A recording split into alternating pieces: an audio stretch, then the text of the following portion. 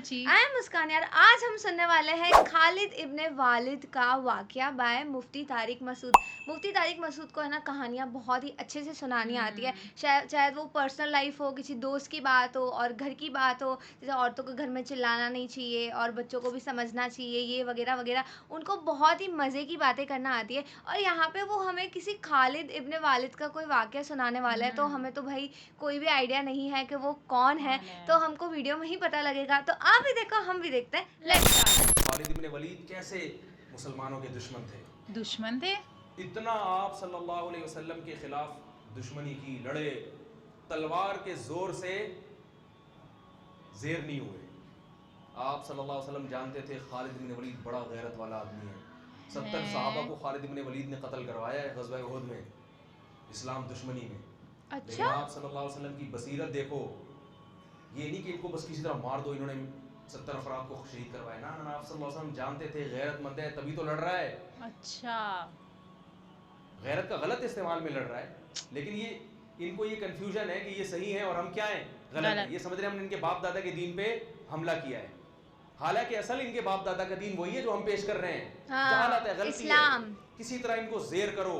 ایسا غیرت مند آدمی اگر ہمیں مل گیا تو کس کے لیے کام کرے گا, جو ہمارے مخلص لڑاکا اللہ کے لیے لڑنے والے 70 کو شہید کر سکتا ہے. وہ اسلام دشمن جو اللہ کے لیے نہیں لڑتے, ان کا کیا کرے گا. تو آپ صلی اللہ علیہ وسلم نے کیسی بہترین تدبیر کی کہ صلح حدیبیہ کے بعد آپ صلی اللہ علیہ وسلم نے جب خالد بن ولید لڑنے کے لیے آ رہے تھے, صلح حدیبیہ ہوئی تو چلے گئے, پیغام بھیجا کہ خالد بن ولید کو جا کے بتاؤ کہ نبی نے پیغام بھیجا ہے کہ تمہارے جیسا سمجھدار اور ذہین آدمی اب تک اس کی سمجھ میں اسلام نہیں آ رہا, یہ بات ہماری سمجھ میں نہیں آئی. یہ کما قال صلی اللہ علیہ وسلم, اتنا ذہین آدمی ہو کہ اسلام نہیں سمجھ میں آ رہا. تو خالد ابن ولید نے جب یہ سنا اور متاثر ہوئے. انسان اپنی تعریف سن کے خوش ہوتا ہے. رشتہ دار لوگ جو ہے نا وہ پیشانی سے پکڑ کے گالیاں دے کے نہیں لین پہ آتے ہیں. وہ عزت دار آدمی آپ اس کو اچھے الفاظ سے دین کی طرف بلاؤ گے تو وہ آ جائے. قادیانی بھی اگر دین پہ لانا چاہتے ہو نا, اور وہ اس میں آپ کو نظر آتا ہے کچھ, تو پھر آپ کو اس سے بہت محبت سے بات کرنی پڑے. یہ نہیں کہ صاحب گئے نا قادیانی کو دعوت دینے کے لیے, کتے جیسی تیری شکل ہے, اس طرح کی بات مجھے اچھا نہیں لگ رہا. ارے ایسے نہیں بولتے یار, کتے جیسی تیری, تو تبلیغ کرنے جا رہا ہے, کیا کرنے جا رہا ہے بھائی, وہ آئے گا. میرے کو ہنسی آ رہی ہے. تو خالد بن ولید کا دل کیا ہو گیا, تلوار سے نہیں, آرام سے, محبت سے, لڑائی سے. ہم زیر اس کا مطلب بزدل ہم ڈر گئے نا, آرام کبھی نہیں. خالد بن ولید آئے اور اسلام قبول کیا. اور پھر آپ صلی اللہ علیہ وسلم نے کہاں بھیجا ان کو, غزوہ موتا میں.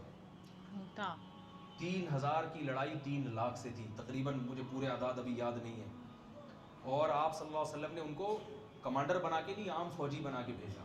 3 صحابہ کو, جن میں جعفر طیار بھی تھے جو نجاشی کے سامنے تقریر کر کے آئے تھے, وہ میں بھی جلدی سے مکمل کر کے بیان ختم کرتا ہوں. ان میں حضرت جعفر طیار وہ بھی تھے. 2 صحابی اور تھے جن میں آپ صلی اللہ علیہ وسلم کے منہ بولے بیٹے زید ابن حارثہ, جو انتہائی چہیتے حب رسول اللہ. جب کوئی سفارش کرنی ہوتی تھی نا کسی نے, تو حضرت زید ابن حارثہ کو جا کے لوگ بتاتے تھے کہ نبی ان کی بات کو مسترد نہیں کریں گے. ایسے چہیتے کو آپ صلی اللہ علیہ وسلم نے میدان جنگ میں بھیج دیا. بتاؤ کہ بھئی رومی حملہ کر رہے ہیں, 3 لاکھ کا لشکر ہے. اتنے چہیتے کو بھیجا آپ صلی اللہ علیہ وسلم نے. یہ آپ کی بھی قربانی تھی. جھوٹا نبی ہوتا کہتا ہے ابے بھائی اپنے کو یہاں رکھو. صحیح بات ہے, یہ بات تو صحیح ہے. جھوٹا نبی ہوتا ہے نا, کیا کہتا ہے, ابے ان کو تو نہیں, وہ ادھر بھیجو. تبھی آپ دیکھ لیں آج کل جو سیٹ اپ چل رہا ہے نا, چھوڑو ابھی زیادہ آگے نہیں جاؤں گا, آج کل جو عجیب سا سیٹ اپ چل رہا ہے, اپنے یہاں دوسرے تو نبی صلی اللہ علیہ وسلم نے زید ابن حارثہ کو بھیجا, اور جعفر طیار کو, دوسرے عبداللہ ابن رواحہ تھے یا کیا نام تھا ان کا, ایسے مجھے ذہن سے نکل رہا ہے. تو وہ جی عبداللہ ابن رواحہ رضی اللہ عنہ, آپ صلی اللہ علیہ وسلم نے فرمایا ان میں اگر یہ ایک شہید ہو جائیں تو یہ امیر ہیں, یہ شہید ہو جائیں تو یہ امیر. اور مسجد نبی میں آپ صلی اللہ علیہ وسلم بیٹھ گئے. 3 لاکھ کا مجمع ہے اور ادھر تھوڑے سے لوگ ہیں, اور دفاعی جنگ تھی, یہ اقدامی نہیں تھی. ان کو مدینہ آنے سے روکنا تھا. رومی انگریز ہیں. رومی کون تھے, جن کو آج انگریز کہا جاتا ہے نا, ان کی اولادیں, انہی کی اولادیں جن سے یہ صحابہ کی لڑائی ہوئی تھی. تو وہ یہ بڑے اس وقت بھی بڑے منظم ہوتے تھے, یہ نبی صلی اللہ علیہ وسلم کی ایک روایت ہے، فرمایا تقوم الساعہ والروم اکثر الناس، قیامت قائم ہوگی پھر بھی رومی دنیا میں زیادہ ہوں گے. اوہ اچھا. تابعین نے جب یہ حدیث سنی انہوں نے کہا کہ میں یہ ساری قومیں دنیا سے ختم ہو رہی ہیں، اسلام کی تلوار کے نیچے آ رہے ہیں، رومی رہیں گے آخر تک. رومی تو کوئی ان میں یقیناً کوالٹی ہوگی جس کی وجہ سے مسلمان ان کو قرب قیامت تک ہی گورے. تبھی تو دیکھو نا اب تک ہیں اتنی بڑی بڑی طاقتیں ہیں، باقی روم اور فارس غائب ہو گئے، پتہ ہی نہیں کہاں. اتنی بڑی بڑی طاقتیں ان سے زیادہ مضبوط تھی رومیوں سے. تو انہوں نے جب اپنا خفیہ نمائندہ بھیجا نا کہ ان میں دیکھیں یہ کیا ان کی کوالٹی ہے جس کی وجہ سے یہ ایسی شکست نہیں ہوگی ان کو، ان سے جنگ رہے گی. تو انہوں نے یہ نوٹ کیا کہ ان کی کوالٹی یہ ہے. دیکھو صحابہ بھی سیکھتے تھے غیر مسلموں سے بھی، غیر مسلموں میں سے بھی سیکھتے تھے ان کے اندر کیا کوالٹی ہے، تاکہ وہ کوالٹی ہم اپنے اندر بھی پیدا کر پائیں. کون سی بات ہے ان میں، تو وہ سیکھنے کے لیے گئے. تو جا کے دیکھا تو انہوں نے رپورٹ جو بنائی، جو رپورٹ پیش کی وہ یہ تھی کہ ان کو جب شکست ہو جاتی ہے تو یہ دوبارہ لڑائی اس وقت تک نہیں لڑتے جب تک اس شکست کے اسباب پہ غور کر کے اس سبب کو دور نہ کریں. وہ غلطی دوبارہ نہیں دہراتے یہ. اب دیکھو امریکہ افغانستان میں آیا، رشیا والا اسٹائل نہیں ہے امریکہ کا، اس لیے کہ اس کو پتا تھا کہ رشیا جس اسٹائل میں آیا تھا طاقت اور قوت کے بلبوتے پر زمین پہ فول اتار کے پٹھانوں سے پنگا لے لیا اس نے، ہے بھائی، اور پٹ کے واپس جا رہا. اب ہم لوگ تو مسلمان ہیں نا، صحابہ کے طرز پہ تو ہم چل نہیں رہے، ہم تو وہی غلطی بار بار دہراتے رہیں گے، کرتے رہیں گے. ایک دفعہ وہ پٹ کے آیا، اب جاؤ تم بھی پٹ کے آ جاؤ.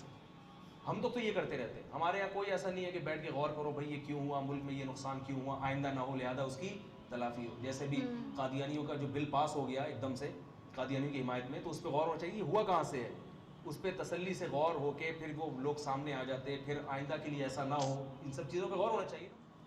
تو میں یہ عرض کر رہا تھا کہ خالد ابن ولید رضی اللہ تعالیٰ، وہ جو تینوں شہید ہو گئے اور ایسی جنگ لڑی ہے انہوں نے. عبداللہ ابن رواحہ نے فرمایا گوشت کھا رہے تھے، انہوں نے چھوڑ دیا. انہوں نے فرمایا یہ زمانہ بہت طویل ہے، جو دیکھ لیا نا نہیں ٹک سکتے، ان کے سامنے لڑائی لازمی ہے. تو ایک صحابی نے تو اپنی بیوی کو طلاقیں دے دی وہاں کھڑے ہو. انہوں نے کہا بیوی یاد آ رہی ہے جس کی وجہ سے میں جنگ میں لڑ نہیں پا رہا، اس کو طلاق دے دیا. نہ بچوں کی فکر نہ بیوی کی فکر. اب کیونکہ لڑائی اتنی سخت تھی، ظاہر ہے کوئی ریشو نہیں بنتا نا، اتنے بڑے لشکر کو بھگانے کا کوئی تناسب ہی نہیں بنتا نا، کوئی جنگ کا کوئی کچھ تو ہو. تو اب تو ظاہر ہے صرف جذبہ ہی ہے اور بھرپور لڑائی ہے، اور کچھ ہی نہیں ہے. تو وہ موت کی نیت سے تلوار لے کر کود پڑے. یہ ہیں صحابہ جن کو رافضی لوگ گالیاں دیتے ہیں، جن کو برا بھلا کہتے ہیں. تو تلوار لے کر میدان جنگ میں کود پڑے اور شہید ہو گئے. ان کو چانس ہی نہیں تھا. تینوں جب شہید ہو گئے ہیں تو لوگ پریشان ہوئے کہ اب کس کو کمانڈر بنائے. تو لوگوں کی نظر آئی خالد ابن ولید پر، انہوں نے وہاں اتنی زبردست جنگ لڑی تھی تو یہاں بھی لڑ سکتے ہیں. اور آپ صلی اللہ علیہ وسلم مسجد نبی میں بیٹھ کر صحابہ کو یہ پورا واقعہ سنا رہے ہیں. اللہ نے بطور معجزہ آپ کے سامنے پورا وہ جنگ کا واقعہ آپ کے سامنے رکھ دیا. آپ صلی اللہ علیہ وسلم نے فرمایا عبداللہ ابن رواحہ شہید ہو گئے، حالانکہ بہت دور تھا یہ مدینہ سے، اور آپ صلی اللہ علیہ وسلم کی آنکھوں سے آنسو جا گئے. یہ معجزے کے طور پر آپ نے بتایا. پھر آپ نے فرمایا کہ جعفر طیار شہید ہو گئے، وہ بھی شہید ہو گئے. انہوں نے جھنڈا ہاتھ میں لیا اور وہ بھی شہید ہو گئے. اور آپ صلی اللہ علیہ وسلم کی آنکھوں سے جعفر طیار تو بہت زیادہ چہیتے تھے نبی صلی اللہ علیہ وسلم کو. حضرت علی کے بعد سب سے بڑا مقام اہل بیت میں حضرت جعفر طیار رضی اللہ تعالیٰ عنہ کا سمجھا جاتا تھا. تو آپ صلی اللہ علیہ وسلم نے صحابی کو خبر دی کہ جاؤ ان کی 4 بیویاں ہیں، ان کو جا کے اطلاع دو کہ وہ شہید ہو گئے. پھر ان کے بچوں کے سر پہ، ان کے چھوٹے چھوٹے یتیم بچے تھے حضرت جعفر طیار کے، ان کے سر پہ آپ صلی اللہ علیہ وسلم نے پیار کیا. اور آپ صلی اللہ علیہ وسلم ان بچوں کا پھر بہت خیال کیا کرتے تھے. مفتی صاحب ایموشنل ہو گئے ایسا لگ رہا ہے. عورتوں کے رونے کی آواز آئی، بڑا دلچسپ واقعہ ہے. پھر آپ صلی اللہ علیہ وسلم نے منع کیا کہ ان عورتوں کو کہو کہ اپنی آوازیں پست کریں، گھر کی 4 دیواری سے آواز ان کی باہر نہ نکلے. بڑے خوبصورت جوان تھے حضرت جعفر طیار اور نبی کے چہیتے تھے. اور غزوہ بدر میں حضرت جعفر طیار کی بڑی قربانیاں تھیں. جب یہ آیا ہے نا کافروں کا لشکر بدر میں سامنے، اور کافروں کے سردار آئے کہ حل میں مبارز کوئی ہے ہم سے لڑنے والا، یعنی پہلے ہم سے لڑے پھر ہم دونوں میں سے کوئی قتل ہوگا تو پھر جنگ شروع ہوگی. ایسے بھی تھے. تو ادھر سے کون آئے، پہلے کچھ انصاری صحابی آئے. تو وہ جو ولید ابن عقبہ تھا نا، ولید ابن عتبہ، اس نے کہا نہ ہمیں اپنے جیسا چاہیے، ہمیں کیسا چاہیے، قریشی سردار ہونا چاہیے جو میرے مقابلے میں آئے، پھر لڑائی کا مزہ آئے. یہ وہ بہادری ہے جو کس میں تھی، बोलो ना भाई, अरबों में। तो उधर से फिर हजरत अली आए, हजरत जाफर तैयार आए, हजरत हमजा आए, इधर से भी 3 आदमी आए, उधर से भी 3। तो इसने कहा नाम अकफा उना, हाँ ये हैं हमारी कौम के, हमारे जैसे शेर हैं, बहादुर हैं, लड़ना जानते हैं, इनसे लड़ाई में मजा आएगा। और पिट गए तीनों। तो क्या हो गए? पिट गए। इधर से हजरत जाफर तैयार जब आए ना, तो ये तो बहादुरी की बात है ना भाई। इधर 313 उधर 1000, और लड़ाई ऐसे शुरू हो रही है कि दोनों में से जब तक एक जिंदा है लड़ाई शुरू नहीं होगी। और इसमें कितना 50% चांस है ना अपने शहीद होने का। और सामने से भी पता है कि बहादुर तरीन आदमी आया है। कमजोर हो तो आदमी कहता है मैं जाऊं यार, मैं बल्कि उसमें भी नहीं जाएगा, वो क्या यार पिटा ही ना जाऊं मैं। तो ऐसे सहाबी थे जाफर तैयार। और वो ग़ज़वा मूता में नबी के कैसे चचाजाद भाई शहीद हो गए। तो आप सल्लल्लाहु अलैहि वसल्लम की आंखों से आंसू बह रहे हैं। और आपने फरमाया कि वो भी शहीद। फिर आपके जो चहीते हिब्बु रसूलिल्लाह, नबी के चहीते, हिब का तर्जुमा उर्दू में क्या होगा? चहीता। कहते हैं बड़ा चहीता है, लाडला है, बड़ा प्यारा। लाडले, जिनको आप सल्लल्लाहु अलैहि वसल्लम ने लेके कई साल पाला है, इतनी मोहब्बत दी कि जब इनके असल बाप दादा आए ना इनको ले जाने के लिए, तो इन्होंने कहा नहीं मैं नहीं जाता, मैं इधर ही रहूंगा। इतनी मोहब्बत हो गई थी। इत्तला आई कि वो भी शहीद हो गए। तो अब आप सल्लल्लाहु अलैहि वसल्लम ने फरमाया क़द अख़ज़ अर्रायत सैफ़ुम मिन सुयूफ़िल्लाह, अल्लाह की तलवारों में से एक तलवार ने झंडा हाथ में ले लिया। इसमें इशारा था कि अब ये तलवार टूटेगी नहीं, क्योंकि ये किसकी तलवार है? अल्लाह की। इसी वजह से कहा जाता है कि खालिद इब्न वलीद, हजरत खालिद इब्न वलीद खुद बताते हैं कि मैं घुमसान की जंगों में लड़ा हूँ शहादत हासिल करने के लिए, मगर किस पर मेरी मौत वाक़या हो रही है? बिस्तर पे रो रहे थे। फरमाया कोई ऐसी जगह मैंने छोड़ी नहीं है जहां मुझे शहादत नजर आई हो और मैं घुसा ना हूं उसमें लड़ते हुए, मगर मौत कहाँ आ रही है? बिस्तर में। उलमा ने उसकी वजह बयान की है कि जिसको अल्लाह के नबी ने अल्लाह की तलवार कह दिया हो, तो ये इशारा है कि इसको शहादत नहीं मिल सकती, क्योंकि शहादत का मतलब काफिरों के हाथों कत्ल, और काफिर ने अल्लाह की तलवार को तोड़ दिया, तो ये नबी की बात क्या हो जाती? गलत।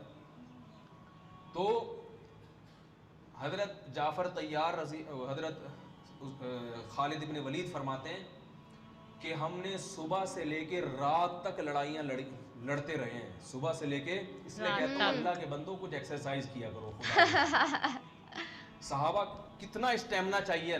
हाँ, मैं ये नहीं कह रहा तलवारें चलाने के लिए एक्सरसाइज करें, खुद के लिए करें। उसके लिए आर्मी है, फौज है, जिहाद करना है, जंग लड़नी है, किसको ज्वाइन करो? आर्मी को ज्वाइन करो, मुल्क की हिफाजत करो। अपने ही लोगों पे जाके फट जाना ये जिहाद बोलो ना भाई नहीं है। लेकिन ये तो पता चलता है कि जब उनको जरूरत हुई, जब दीन को जरूरत हुई लड़ने के लिए, मजहब को जरूरत हुई लड़ने के लिए, तो लड़ने के लिए कुछ गद्दे पे बैठ के लड़ाई सीखोगे क्या? हाँ। और सहाबा का स्टेमिना कितना था। सुबह हजरत खालिद इब्न वलीद पर तलवार कितनी भारी होती, कब आप उठा के देंगे वो जो तलवारें थी, तो ये कसाईयों की छुरियां नहीं होती थी, इतनी भारी भारी तलवार। फरमाते हैं सुबह फजर से लेके रात मगरिब तक हम तलवारें चलाते रहे, और मेरे हाथ में 9 तलवारें टूटी हैं, 9 तलवारें।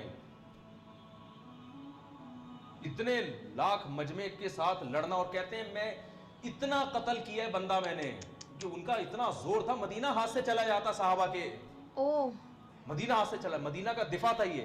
कह रहे हैं इतनी तलवार चली है कि फिर वो हजरत खालिद इब्न जोश में ना अशार में वो पढ़ा करते थे। और तो 9 तलवारें टूटी हैं, 9 तलवारें चला के फिर दूसरी तलवार लेते थे। और कहते हैं हम फिर शायरी में अपनी बहादुरी के वाक़या बयान करते थे कि हमने जंग के मौके पर या इस तरह तहदीस बिन नेमत के तौर पर ये बहादुरी बयान करना गलत नहीं है। तो बताते थे हमने खोपड़ियों के खोपड़ियां उड़ा दी, 3000 मीनार बना दिए, दुश्मन भागा है। यार ये बहुत ही ज़बरदस्त वाक़या इन्होंने जो सुनाया है ना, लाइक हमको तो स्टार्टिंग में ऐसे लगा था कि मतलब ये जो है ना कोई ख़ास इंसान है, पर उनको बाद में पता लगा कि जो खालिद इब्न वलीद है वो काइंड ऑफ इस्लाम के दुश्मन थे, पर वो जंग जो है बहुत अच्छी लड़ते थे। इसके साथ साथ उन्होंने जो है सहाबाओं के बारे में भी बात करी थी कि यार सहाबा जो है कितने ज़्यादा ग्रेट थे। और इसी के साथ साथ जो जाफ़र तैयार थे वो नबी के जो है कितने ज़्यादा जो है चहीते थे यार, और फिर भी मतलब जो सबके पसंदीदा थे, और वो जो है शहीद हो गए। उसके बाद उनकी जो جو ہے فیملی الگ ہو گئی. دس جسٹ شوز کہ یار ایک ہسٹری ہوتی ہے, ایک وار کہیں ہوتی ہے تو یار کتنی جانیں جاتی ہے اس میں. بالکل یار, مطلب جو صحابہ تھے وہ ہے نا بالکل کیسے دیکھیے اس ٹائم پہ بھی انہوں نے جو رومی جن کی جو بات کری گئی ان سے بھی نا انہوں نے چیزیں سیکھی, اور جو لاسٹ میں ہے نا وہ تلواروں کے بارے میں بتایا گیا کہ کیا مطلب 7 یا 9 تلواریں تھی نا, ہاں 9 تلواریں تھی, تلواریں 9 تلواریں ان نے مطلب کسی کو مارتے مارتے, مطلب یار کوئی انسان سوچ بھی نہیں سکتا کہ ایسی چیزیں بھی ہوئی ہوں گی. اور جو ہمیں یہاں پہ اسلامک ریولیوشن کے بارے میں جاننے کو ملا, جو اسلامک ہسٹری جاننے کو ملی, وہ بھی ہمارے لیے نا کافی انفارمیٹیو تھی, کیونکہ یار ان سب کے بارے میں تو ہمیں ڈیفینیٹلی نہیں ہی پتا تھا اور بہت نئی چیز تھی ہمارے لیے. تو آپ کو یہ ویڈیو کیسی لگی ہمارے کمنٹ سیکشن میں ضرور بتائے گا. ایسے لائک کرتے رہے, شیئر کرتے رہے اور سبسکرائب کریے. بائے.